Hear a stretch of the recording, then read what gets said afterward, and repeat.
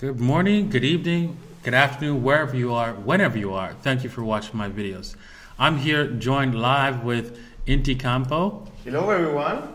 We're going to be talking about a lot of stuff today. We're going to obviously be doing our technical analysis, and we're going to be talking about bank holidays that are coming to a theater near you. And and Inti's going to talk about what a Corralito is, right? Which Ivan on Tech talked about earlier today. So, Inti, before we get into the TA and everything that's happening for today, tell everybody what they need to know that's really important about this episode. Of course, it's always worth to remind you people that this video is for entertainment purposes only, and this is not a financial advice. You should always do your own research before putting your hard-earned money on the market. Awesome. Well, I'm looking excited for today's episode. There's going to be, I really think that we're going to see some unprecedented events coming down, more unprecedented events coming down the pipe, especially since, everywhere around the world, Federal Reserve, central banks are printing money like it's going out of style, like it's water.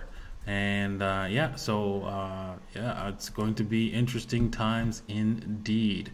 And I know that's a Chinese curse. May you live in interesting times, but that's where we're at. Oof.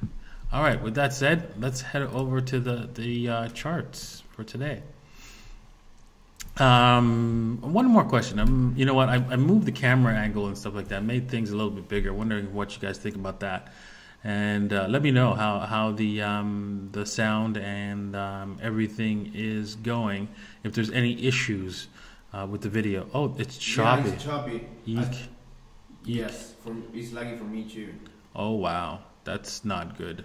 Yeah, okay. That poor computer is struggling right now. Yeah, it's the computer. I think I'm gonna have to put it to rest because it actually. At the same time you're streaming? Yes, I am recording it at the same time I'm streaming. Maybe if I stop the recording, that will help. I'm going to stop the recording because I don't want to lose my my videos. But let's see if that works. That ends the choppiness. Shout out to Crypto that paid us a visit today. All right, Crypto. Hey. Excellent video last night. I know I enjoyed it. I hope you did. All right. With that said, Bitcoin is so far heading in a downward direction today. We are, I think we might be headed to 38.2 either today or tomorrow. Well, we'll see if that's the case. We've already went down and bounced off this trend line, which is a good thing, very good thing. We might negate these negative, we have some, bad news on the 4 hour. Like if we go to the 4 hour, it's pretty bad. It shows us that we are created divergence on the OBV. Have we confirmed the divergence? Almost, not quite. And this is looking very, very tired, this upward movement. On the 1 hour, it's even worse. You can see there's massive divergence in the volume.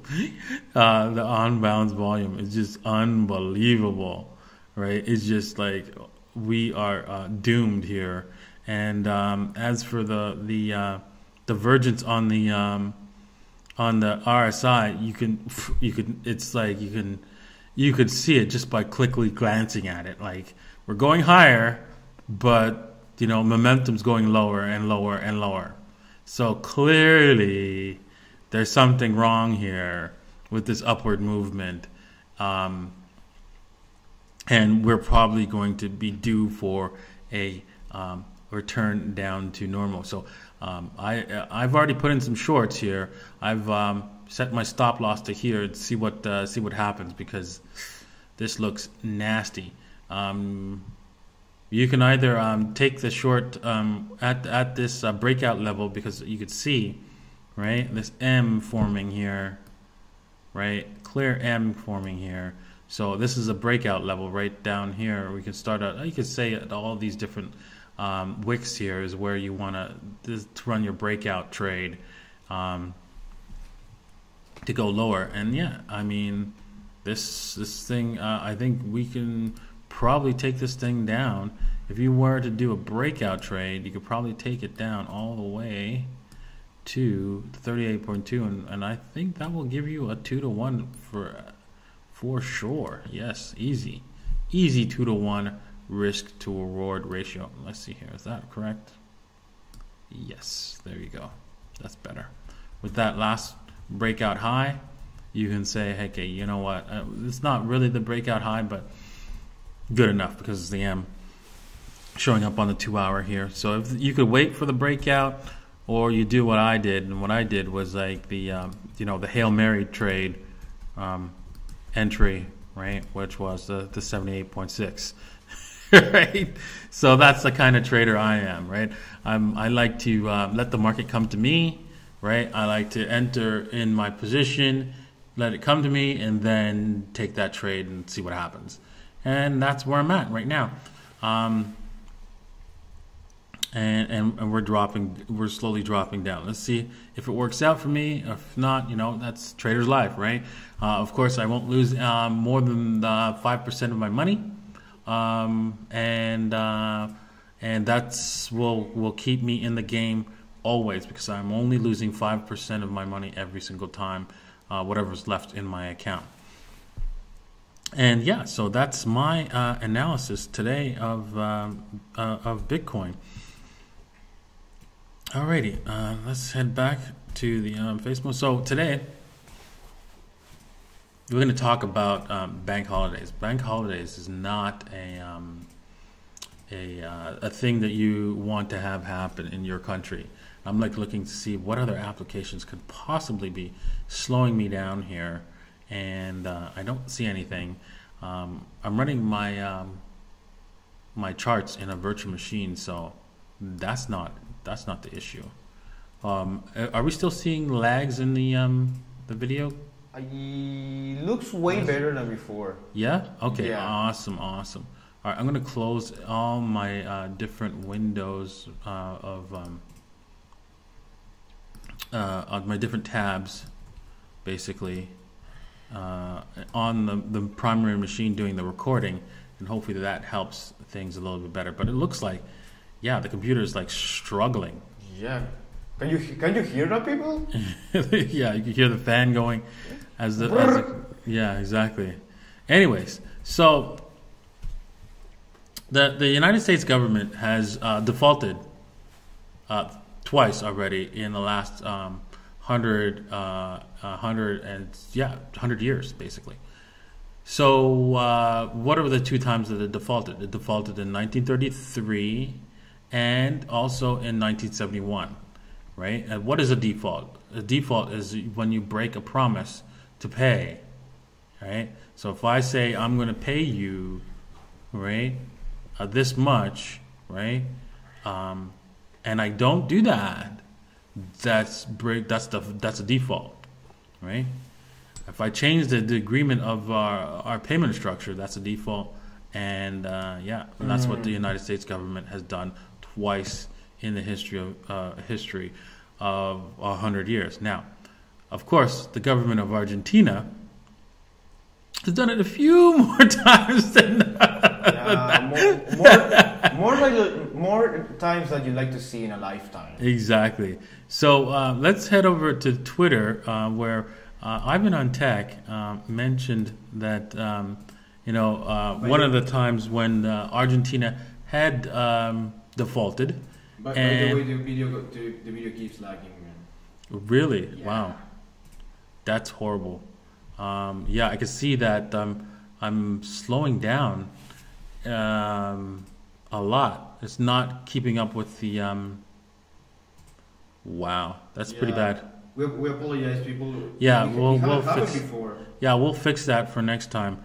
I'm going to switch computers because this computer probably... it's a Mac Mini, and I don't know if you know this, but the Mac Mini, they used the problem with the Mac Mini is that they used cheap heat transfer paste against the CPU and the the heat sink. And so effectively, just to save, in order for them to save 50 cents per unit, and it's just ridiculous. I mean, you pay through the nose for a Mac, and they skimped out, and look at the cause. Wow. I'm dropping frames like crazy. You know what? I don't know what to do. I think maybe we should reboot my computer. I don't know, and start the stream again, because it's very, very bad. Yeah, I mean, let's try to continue, and if it's not sustainable, I don't know. Yeah, it's not sustainable. I think maybe we should have to. We can start we can like cut the stream off and start it up again. I don't know. Jesus Christ, it's bad. It's very bad. Here, I'm gonna. Jesus. Yeah, it's dropping to 0.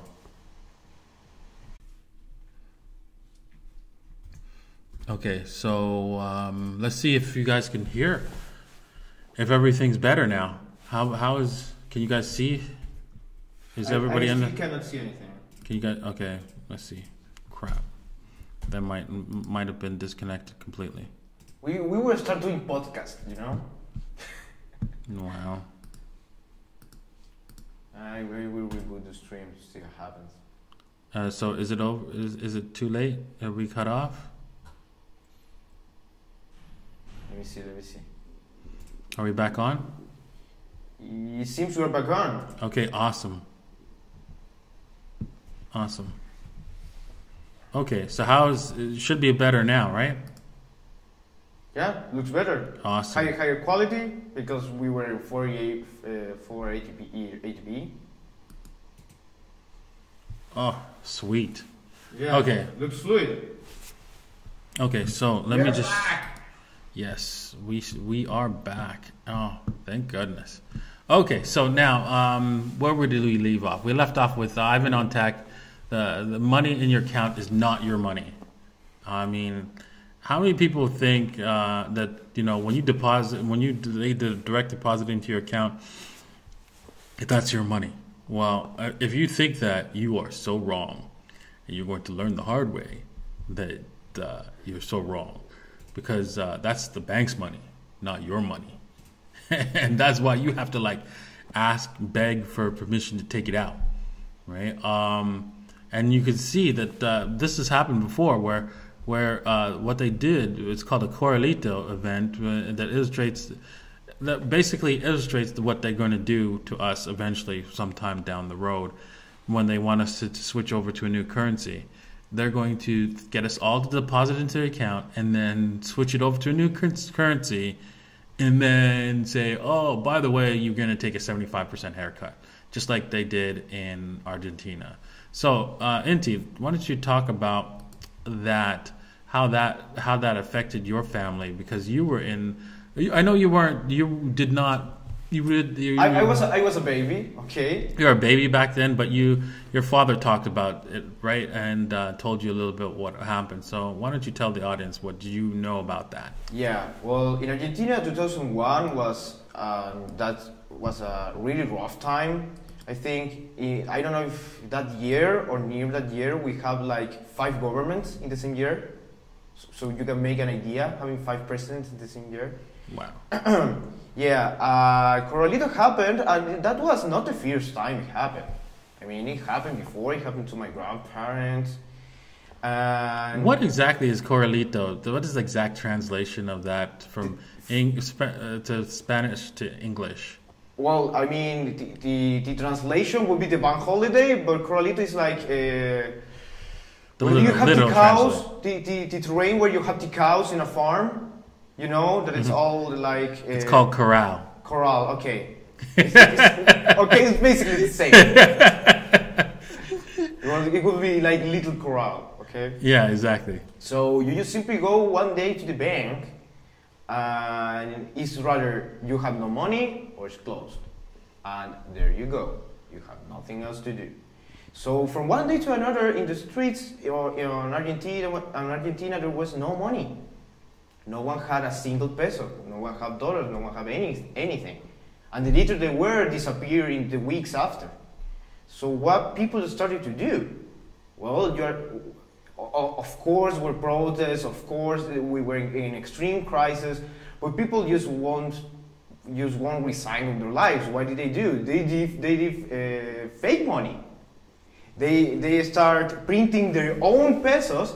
That every city has their own currency, and start trading with that. For example, I remember, I think in Buenos Aires they have some bills called patacones. If there's any Argentinian audience with some age, maybe they remember patacones, and there was a lot of them, a lot. So that's what people had to do to survive in that time. Awesome. All your savings, all what you have in the bank is gone from one day to another, and you can't do anything. They never give that money back. No one have anything back. You just have to start over. And if you have debt, forget about all your loaned car, your television, table. If it's your house loan, be careful. So that's what happens. Awesome. Well, you know what? If we had that happen worldwide, where there wasn't any money because they took it all, that would be a boom for Bitcoin, right? Because then we already have a substitute right now, as it is, and it's cryptocurrencies. And so not everybody would probably agree that Bitcoin would be the one that you choose. That's fine. And people would choose whatever cryptocurrency they feel would best suit them. And that's all good, because choice is always good. But man, would that ever help our cause to moving into a hard money standard with digital cryptocurrencies? If that happened worldwide. Now, that's what I believe is going to happen. But I don't think they're going to leave us with no money, because that would be a disaster for them. Now, who knows? They might make a mistake. They might do that and make a huge mistake and take everybody's money and end up with no one having money, and then boom, cryptocurrencies are the thing that takes over. People are asking, what do you do? I mean, how can you protect from that? Of course, you can use cryptocurrencies, but you can use also physical gold and silver to protect yourself, right? Exactly. So, and you know what? All these DeFi projects will help as well. But you know what? You can't really rely on these things because, one, they're like new technologies. So you shouldn't be 100% into crypto and 100% into DeFi. You should have a smaller amount into DeFi, because this is so new. It's not funny. I mean, DeFi is less than 2 years old, right? So, I mean, slow your roll there, right? Don't put a lot of money into DeFi. No more than maximum of 5% in any kind of DeFi, in total the DeFi space of your portfolio. It's worth the risk to get in, because if you get with the DeFi space, if one of those projects do work out and you've got a small percentage, you can see 100x return. Now, with what you want to protect yourself with, mostly, right? Especially if you're running a business and you're like, okay, well, I can't handle the volatility of Bitcoin, and I need to be able to take cash out to pay my bills. That's where you would use stable coins for, but you can't do too much of that, of course. Probably about 5 to 10% in stable coins, because there's a high risk of default there, right? Because this is still new technology. Now, there's other options, which is gold. Now, unfortunately, the liquidable gold that you have is, of course, paper gold. So you're not really protected with the paper gold. But some companies, right? You will find some companies that will give you gold stored in a vault and allowing you to liquidate within 3 or 4 days. And if you can find those companies, for example, goldsilver.com is one of those companies. Unfortunately, there's no gold to buy. So I'm not sure how that's going to help when there isn't any real gold to buy. But, if there is any, right, that's always an option for you. It's just, the difficulty of actually getting real gold is always a problem. So here, Maxwell equations said something really important. Said that the government already had confiscated gold in the past. This is a fact. Exactly. Stick to something mine and mine alone, he said. Exactly. So let's talk about that. But before we do, let's congratulate Carl from the Moon. Oh, yeah. Getting 100,000 subscribers today. Wow. Please head over to his tweet and like that tweet and congratulate him for that. And with that said, I would like to get to 100,000 subscribers one day. Congratulations, Carl. Yes. Congratulations. All right, so let's talk about the bank holidays before we get onto the confiscation. Bank holiday, actually, I thought the bank holiday and the gold confiscation happened at the exact same time, but they didn't. When I was doing research for this this show, I noticed that they were talking about only the positive things about what happened back in 1933. During the crisis, the banking crisis back then. Everyone was taking their money out and was afraid of banks, and with good reason, right? I mean, they had been reckless through the 20s, and a lot of them failed.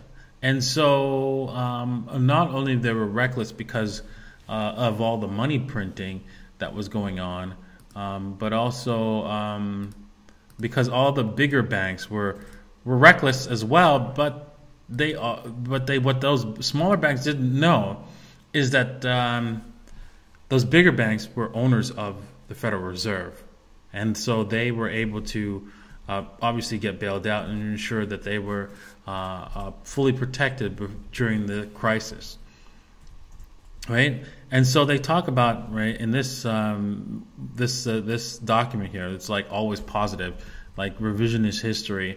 Like, history is written by the victors, and the victors are the bankers in this case. And so they're writing positive about it. After a month-long run on American banks, Franklin D. Roosevelt proclaimed a bank holiday beginning March 6, 1933, that shut down the banking system. When the banks reopened on March 13th, depositors stood in line to return their hoarded cash. Now, why did they do that? The reason why they did that is because they instituted a $100,000 guarantee, right, of deposits. So that was the FDIC. That's when the FDIC came into effect. Now, what they were hoping for was people to deposit their gold coins, but not a lot of people did that because the people were smart. They were like, I don't trust you guys. I'm going to hold my gold, right? And so you can see that this revisionist history, they're like talking about how, gold standard dropped, right? But then they go on to talk about the gold standard dropped, of course. The president lifted prices and aid our trade position. Plans for controlled inflation drafted. Anybody reads the New York Times, right, is reading the New York lies, basically. I mean, the New York Times is a useless piece of newspaper that tells you complete and utter lies. I mean, if you take a search on hydroxychloroquine, they have a huge list of, oh my God, it doesn't work. And if you really do the research on that, you find it's a complete lie, right? Because there was But anyways, I'm gonna before I get off on a tangent. I mean, everything that I see on the New York Times, like, you could break down and find out it's a complete lie, and I'm just so pissed. But anyways, they just go on and talk about how, you know what, we're just trying to help the American position, and this is a positive thing for America, right, to make us strong again. But they no mention how they screwed the little guy, right? no mention, right? How back when they created this Executive Order 6102 in the United States, right? And they signed that into law on April 5th, 1933, by President Franklin D. Roosevelt, criminal president, forbidding the hoarding of gold coins and gold bullion and gold certificates, right, within the continental United States. The order was made under authority of the Trade with the Enemy Act of 1917. Now, notice how after the Federal Reserve was enacted, they put in a bunch of things because they knew what was going to happen, right? And so, same with our current government. Well, back in the past, they put in a lot of things so that they can take control of everything during an emergency situation. And so they're going to take control of the food, the highways, everything, because they've already have this in the laws that they can, the president can do that by signing an executive order. So that's coming down the line, right? And so you can see that because they prepare for these eventualities because they know that the dollar is going to collapse. So they want to be able to say, well, we're actually acting within the bounds of the law. Oh my God, such criminals, man, government. Anyways, as I always say, the law is for the fools like you and me. Exactly. Not for them. No. Exactly. So anyways, it says here the executive order required all persons to deliver on May 1st, 1933, all small amounts of gold coin, gold bullion, and gold certificates owned by them to the Federal Reserve, right? So basically you had to give the Federal Reserve all that money, real money, not currency, money. In exchange for your $20, you got like 67 cents more. So, a lot of people went and go, that's a lot of money. The government's going to give me. That was equivalent to $419 in 2019. Is that really?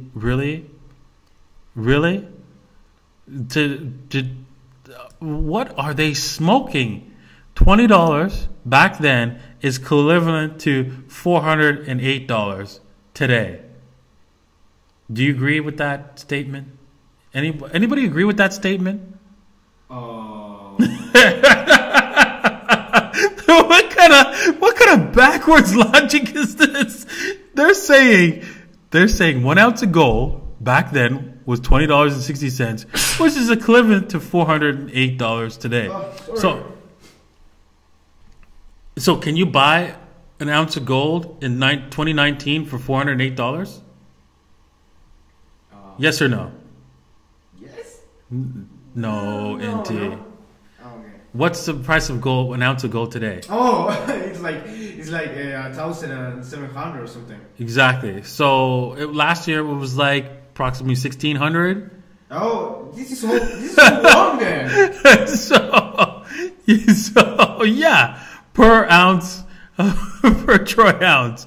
I mean, this is laughable, right? I mean, so are they saying that an ounce of gold is overvalued? That's what they're trying to say in this document. Unbelievable. Under the Trading with the Enemy Act of 1917, as emerged, you know what? I'm not going to read the rest of that. They wanted they're going to fine you $10,000, and that was equivalent to $200,000 today. Oh my God, which is a lot more than 200,000. It's like millions, almost $1 million, right? Because it's like 4 times as much more. Yeah, 4 times as much more actually. And so it's almost $1 million actually back in 2019, right? Is what they wanted to fine you if you actually had gold. $1 million. Wow. Anyways, right? Then what they did, right? Let's get to the point. The gold price for the Treasury in international transactions was raised to the Gold Reserve Act of $35 an ounce, equivalent to $619, 2019. Oh my God, that's ridiculous. The resulting profit from the government realized on the fund exchange stabilization fund established by the Gold Reserve Act of 1934. Okay, so what they're trying to say without saying it is that they basically devalued the money by 70%, right? Can you see a little bit of a pattern there? They screwed people by 75% in Argentina, and they screwed Americans by 70% here. Yeah, you can see a definite pattern emerging. So you can see that this is what's coming in the future. They're going to rob us one way or another. Wait, again? Again. Oh my God. So yeah, that's what's coming, and all the links are in the description below if you're interested in reading through that. Now let's do our question and answers period for the evening. Yes. Inti, what do you got for us? We have a couple super chats here. So let me see if this is nothing bad. Okay, excellent. So this is from Andreas Olson. And said, Sweden decided today that the rate will be on charge at 0%. The times with negative rate is over, they say. Really, what do you think? They're going to be charging 0% because of negative interest rates. Yeah, they're not feeling it. They want to raise the rate from negative to 0. That's what he's asking. That's what he's saying. I think yes. Okay. And what do I think about that? Well, they will definitely go back to negative eventually. As long as our system continues to run like this, they will eventually go back to negative. They obviously negative doesn't make any sense, right? Because people will do something about it, and they will hold other assets in order to protect themselves. So they need to do a digital currency in order to even pull off negative interest rates. And even then, I don't think that will end up working because, now that cryptocurrencies are in the mix, people will just move to those things and then eventually never use the local currency ever again because they don't want to be charged a negative interest rate on their money, obviously, with their hard-earned money. They're already getting burned by inflation. Why should they get burned for actually storing it in the bank? That doesn't make any sense where it's not even theirs. And that's what I think. So, next question. Next question. Super chat from Black Pill on Asteroids, RPOS. Thank you, sir, for your support. He asked, what can I do if the government start to ban ownership of gold and silver? You get a shovel and you hide it on your backyard. Exactly. I mean, that's the thing, right? In Nazi Germany, in order to escape with your gold, people came up with all kinds of clever ways to escape with gold. One person melted his gold and turned it into coat hangers, and then he just got on a plane with all his clothing with coat hangers, and then when they were expecting it, they just saw coat hangers and let him through, right? Not knowing that the coat hangers were made of gold. So you're going to have to get creative in order to get out of the country if gold becomes confiscated in your local area and or illegal to own, basically. And that's the problem. So that's why I don't hold a whole lot of gold. I hold more crypto than I own gold because you know what? It's much easier to leave in an emergency should that be necessary with your crypto than it is with your gold. So I'm happy as that crypto was invented, and it's the best thing that's happened to humanity because now we can vote with our feet, and that will prevent the governments from actually doing what they really want to do, and that's steal from all of us. And yeah, so this is a great thing. All right, next question. All right. So this one is a super chat from guess who? Super Googly. Thank you, sir, for your support. And he asked, do you think it is a viable strategy if I buy alts with cash and every time I take profit or stop loss I convert into Bitcoin or Ethereum? Buy alts with cash and then take do a stop loss with Bitcoin and Ethereum. If he gets profit or if he gets stopped, the remaining goes to Bitcoin or Ethereum. Yeah, I mean that's fine. I mean that's totally up to you. That's your style of trading, where you're going to buy at a certain level, hit a stop loss, and then reevaluate the situation to get it back in. Sure, that's your trading style. I'm not going to say that it's wrong or right. If it works for you, I think you should do it. Oh, thank you, Nick Bunny, because he remind me that we are on 555 viewers right now. Awesome. So if you guys want to keep supporting Davinci, please smash the like button for him. Thank you, please. We really appreciate it. Yes, thank you very much. All right, next question. Don't forget to subscribe because I'd like to get to 100,000 subscribers just like Carl. So this is from Matej Bernatovic. Sorry, I'm very bad with names. And he asked, hey guys, can you ask Davinci if this current price action, he attacks about Bitcoin, is similar to what that happened at 4.2K when Bitcoin broke out higher despite all the signs showing it's going lower? Thank you. 4.2K, it broke out higher, even though at 4.2K, let's see here. What I remember back in 2019, it was closing on 4K, and then it just shot up, right? As it slowly moved up, and we can might as well bring up the charts for that, right?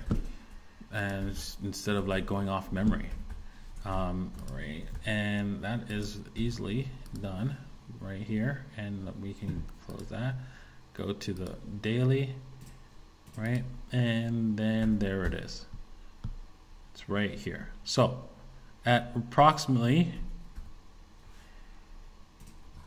yeah, I guess you're right. Around 4.2K, 4K, that's where it shot up, right? So if we zoom in a little bit. Yeah, approximately 4.2K. So yeah, give or take. And so yeah, it was just like slowly climbing, really struggling to get off, and then boom. But the thing is, right, what happened is there was a resistance level right here, multiple hits, trying to get out, trying to break out, trying to break out, trying to break out, trying to break out. Finally, it's like, okay, I'm breaking out. Now, can we see the same kind of thing here? Not really, right? We did it kind of here, kind of there, right? But yeah, no. 1, 2, 3, 4 times, and then we finally broke out. And now it's like, now that we've broken out, it's not like strong and powerful breakout. It's like wimpy. And so not looking good. I was expecting us to like blast out of this and then come back and slowly come back and then retest these bottoms here. This is not the same as down here at all. More of like a V bottoming that's not very strong, right? So can we come back and make a new higher low? That's most likely what the situation might be. And then finally, wherever this thing tops out, we're going to probably come back and retest the bottoms here. That's the most likely case. But the Federal Reserve might have something to say about that. Because obviously this is going to probably go with the markets a little bit. And the Federal Reserve is probably not going to like that. And so, like the market's going down, so they're going to print and then obviously that's going to put a fire under Bitcoin's butt. Next question. Next question. We have a request from a super chat from Be Free. He said, Davinci, your thoughts on Unibright UBT chart and if it's too late to buy. Unibright. Let's see here. UBT. I don't know. Let me just take a look. If BT, if I could pull that. Oh man, it's only on Hitbit. Darn. That's not good. Really? Well, Hitbit and OKX in BTC. I could swear I have it for my little lady. Oh really? You do? I think. UBT? I have 100. I mean, I have to look for it. U as in UBT, yeah.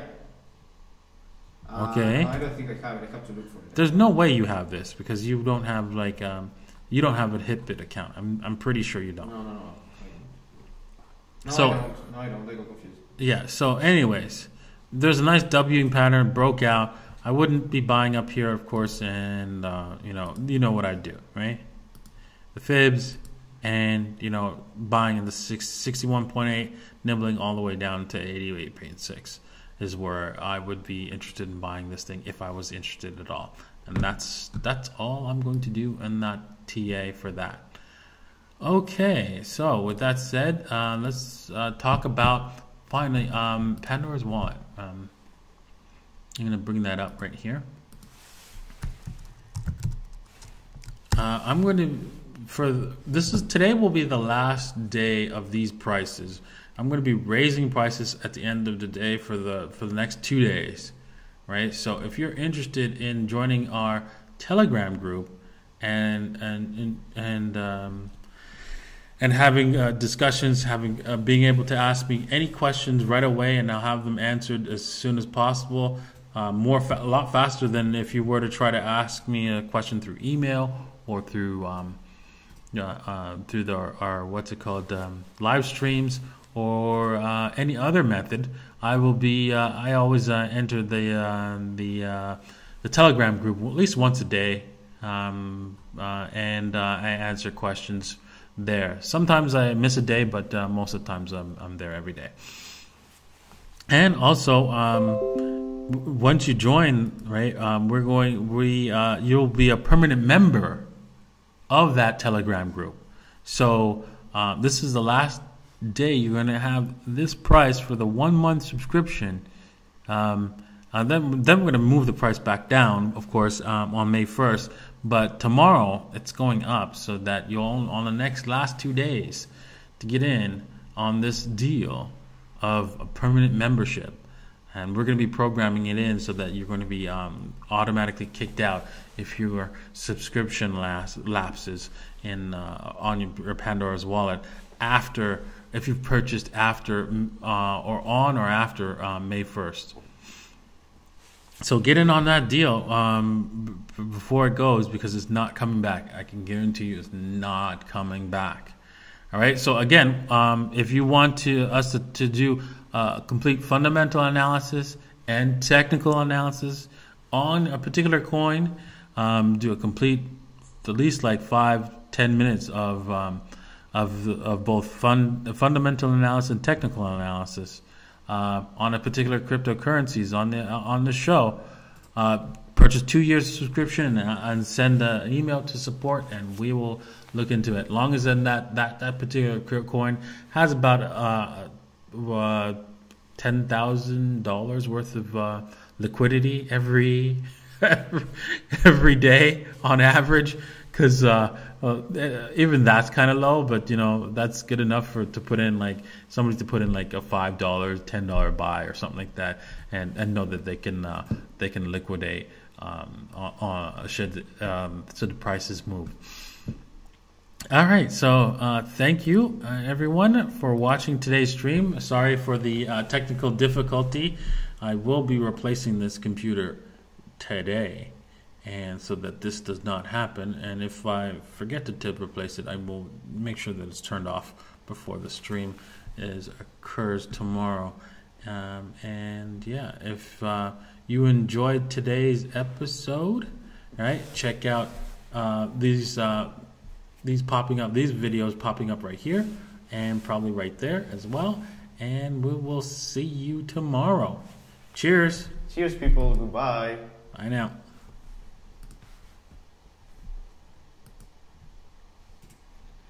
Surprisingly.